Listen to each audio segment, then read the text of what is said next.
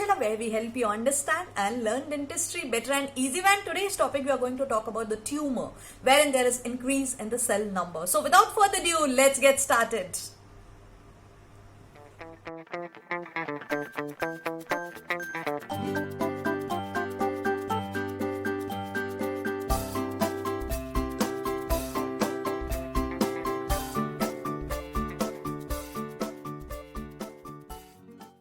Welcome back to our 5 in 5 series where we cover each topic under 5 headings in 5 minutes, and today's topic is the neurilemoma or the schwannoma. As the name suggests, oma means the benign neoplasm.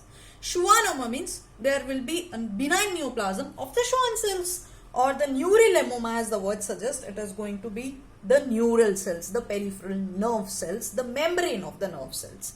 So before we get started, make sure you subscribe to our channel and click on the bell icon so that you don't miss any of our future videos.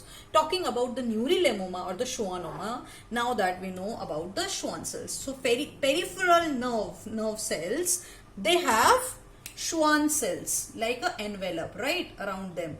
So these Schwann cells, they actually make the myelin sheath.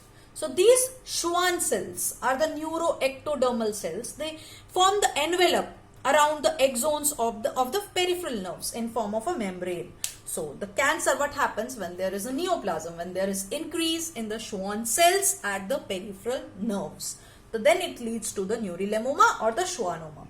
So there is intracranial as well as the peripheral nerves if we talk about the head and neck region. And specifically in the oral tissues, the dorsum of the tongue is affected with the neurilemoma or the schwannoma. Now what happens? This is basically a central jaw lesion in relation to the inferior alveolar nerve. So always remember that it actually surrounds the inferior alveolar nerve, these lesions. And what happens? There is a slow enlarging, well circumscribed, painless nodular swelling which occurs. Nodules, it occurs in the nodules, and what happens? It develop in association with the inferior alveolar nerve.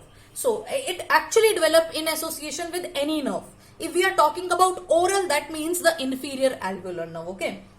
Then some lesions, they are actually fast growing, and there is pain and paresthesia which is seen in some lesions. So what happens? Because this neurilemoma, it occurs, this lesion occurs in association with the nerve. Then as the lesion enlarges, it pushes the nerve towards the outer surface of its mass. So in case of intracranial neurilemoma, if it is present in the acoustic nerve, then it causes acoustic neurilemoma. So if we look at the radiograph, then we see that there are multilocular radiolucent areas because of the expansion of and distortion of the cortical plates. And if we are talking about, because it is in association with the nerves, right? It occurs in association with the nerve. So this lesion, if it is developing from the inferior alveolar nerve, then it enlarged the mandibular canal. It causes the enlargement of the mandibular canal, which we can see in the radiograph. So there is enlargement of the mandibular canal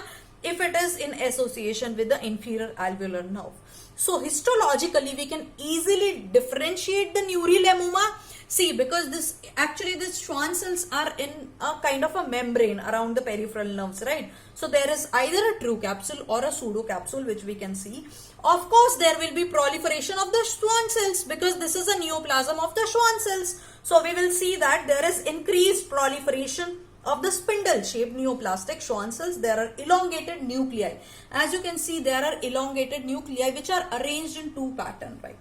The antennae A and antennae B tissues. The antennae A, these are the parallel row of palisading nucleus of Schwann cells. As you can see, they are arranged in the parallel rows, and these nuclei are arranged in the organoid swirls, which we can say the verrucae bodies. As you can see in this, the verrucae bodies, these are basically the structures of antennae A. The typical verrucae bodies, actually we see a stacked arrangement of two rows of elongated palisading nuclei of the Schwann cells. If you can see, there are palisading pattern of the nucleus of the Schwann cells, elongated palisading nucleus. I must say, as you can see, they are elongated nucleus. This is not round nucleus. This is an elongated nucleus which we can see in the palisading pattern. Now, alternate to the acellular zones. As you can see, these zones have less number of cells. So one zone of less number of cells, that is the Antony A. Then one zone we have the elongated palisading nucleus, which is arranged in a stacked arrangement of two rows. This is known as the Verrucay bodies. As you can see, we see the Verrucay bodies. So these are basically the elongated palisading nucleus, which are in a stacked arrangement of two rows, right? And these rows are alternate to the acellular zones. Either side there will be acellular zone, and in between, see, as you can see the acellular zone, and in between we have these palisading arrangement of the elongated Schwann cells, arrangement in the organoid swirls. So these are the Verrucay bodies, and it is a characteristic of schwannoma, or I can say the neurilemoma, which is a characteristic feature. So guys, this is about the neurilemoma. We treat it with the surgical excision. I hope that you have enjoyed the video. So if you have enjoyed the video, give it a thumbs up. Also, you can comment in the comment section below, and there is a link in the description box below to support me on Paytm as well as on PayPal to make free videos for you guys and to make free notes. So guys, till then, keep reading, keep learning, stay motivated. I will see you soon in the next video.